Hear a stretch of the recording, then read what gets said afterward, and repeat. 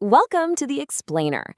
Today, we're diving into something truly fascinating. What happens when an ancient religious tradition collides with urgent modern environmentalism? For centuries, the concept of waqf, which basically translates to a continuous charity, or Amal Jariyah, has been an absolute cornerstone of the Islamic economy. You can think of it as dedicating an asset for the public good, where the core of it remains completely intact, but the benefits just keep flowing to the community year after year. But what if we took this centuries-old idea of enduring charity and pointed it directly at saving our planet? Well, that is the revolutionary idea behind Green Waqf, or Waqf, the Waqf forest. Okay, let's dive into this incredible number, 57,263.69 hectares. To really wrap our heads around the potential of this movement, we've got to look at the sheer, massive scale of Waqf land currently spread across Indonesia, spanning over 445,000 different locations. To put that into perspective, that is a landmass larger than many major global cities. We aren't just talking about a few small garden plots here. We are talking about an area that literally has the potential to reshape entire ecosystems and national economies if it's managed strategically. This vast amount of land represents a monumental, largely untapped resource for ecological conservation. But, how is all this land currently being utilized? Well, traditionally, when we think of Waqf, we tend to think of infrastructure for worship and education. And this is a tradition that goes all the way back to the Prophet Muhammad and his companions, who endowed their absolute best assets for the community. Looking at the breakdown, the vast majority of this land is dedicated to religious and educational buildings. Over 43% is used for mosques, nearly 28% for prayer rooms or mashallah, and about 11% for schools. Now, this infrastructure is absolutely vital, for sure. But as you'll see, we also need clean air to breathe while we use it. This historical focus on brick-and-mortar buildings leaves us with a really compelling question. What if we expanded our definition of a public asset? Now, what's really interesting here is the conceptual pivot to Green Waqf. Instead of clearing endowed land to build those traditional structures, Green Waqf intentionally designates the land to become a protected, dynamic, eco-friendly green space, or forest. It completely transforms the endowment from a static building into a living, breathing ecosystem. It's a profound shift in thinking, right?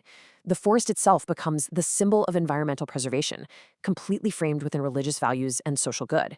It serves the community by enriching biodiversity, providing beautiful recreational open spaces, and functioning as a hands-on center for environmental education. Section 1. Environmental benefits, aligning with the SDGs. Let's talk about the incredible benefits of these Waqf forests for the environment, because the development of these green spaces directly supports the United Nations Sustainable Development Goals. It's literally tackling global crises through local philanthropy.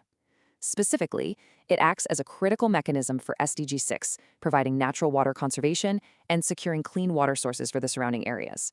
It supports SDG 7 by preserving biomass that can eventually be utilized for renewable energy. For SDG 13, climate action, these forests serve as absolutely crucial carbon sinks, pulling emissions right out of the atmosphere to help mitigate global warming. And finally, for SDG 15, life on land, Waqf forests halt desertification, reverse land degradation, and act as a safe sanctuary to prevent the devastating loss of biodiversity. So, the crucial point here is the ironclad legal protection that Waqf status actually provides. Once a piece of land is legally designated as a Waqf forest, its purpose is locked in. It is legally restricted from being converted into commercial plantations, housing settlements, or shopping centers.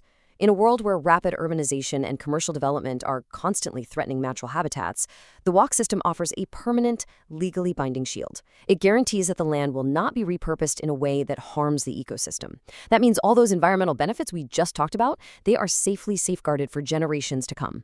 Section 2. The Manager's Playbook. The Role of the Nazir.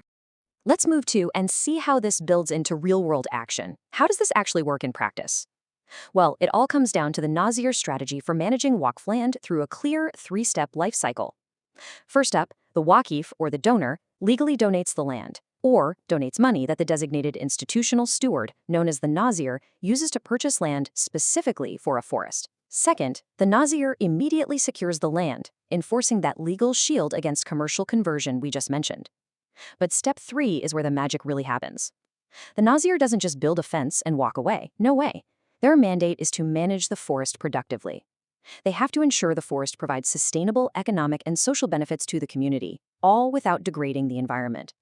And this brilliantly illustrates how the Nazir sits right at the center of this entire ecosystem. They act as the crucial bridge connecting the Waqf, the donor, with the ultimate beneficiaries on the other end. The Nazir's delicate balancing act is to generate parallel outcomes, ensuring the forest is ecologically sound and socially beneficial, while also yielding sustainable economic harvests. This could be through ecotourism revenue or educational value, but the goal is to uplift the local economy. Now, to pull off this massive responsibility, the Nashir utilizes something called the hexahelix collaboration model. Because, let's face it, they don't work in isolation. Managing a forest takes a village. Instead, the Nashir, often acting as an NGO, coordinates 5 other pillars of society. They bring in academics to expertly design the forest ecosystem. They partner with businesses for financial backing and sustainable supply chains. They empower the local community to be the daily implementers and primary beneficiaries of the forest. They work with the government to ensure regulatory alignment and support, and they utilize the media to communicate the success and really spread the literacy of Green Waqf. It is a masterful, deeply integrated management strategy. Which brings us from the macro strategy down to the individual level. The source documents contain this really striking translated quote from a national campaign. It says, "It's a shame to talk about Waqf if we haven't given today. Let's take action for just 1 minute." The movement has modernized so much that donating to establish these forests can literally be done in 60 seconds via a QR code. It's a direct, powerful challenge to move from just a theoretical appreciation of environmentalism to immediate, tangible action. The mechanism's there, the management strategy is proven. The only missing variable is participation. So I'll leave you with this final thought. We've seen how transforming a traditional charity model into dynamic, protected green spaces can literally help save our planet while enriching local communities. It completely redefines what it means to leave a lasting legacy. Amal Jariyah is all about planting a seed whose shade you may never sit in, but whose benefits will outlast you. So how will you plant your legacy to protect the earth today? Thank you so much for joining me for this explainer, and I hope this sparks you to look at both philanthropy and environmentalism in a completely new light.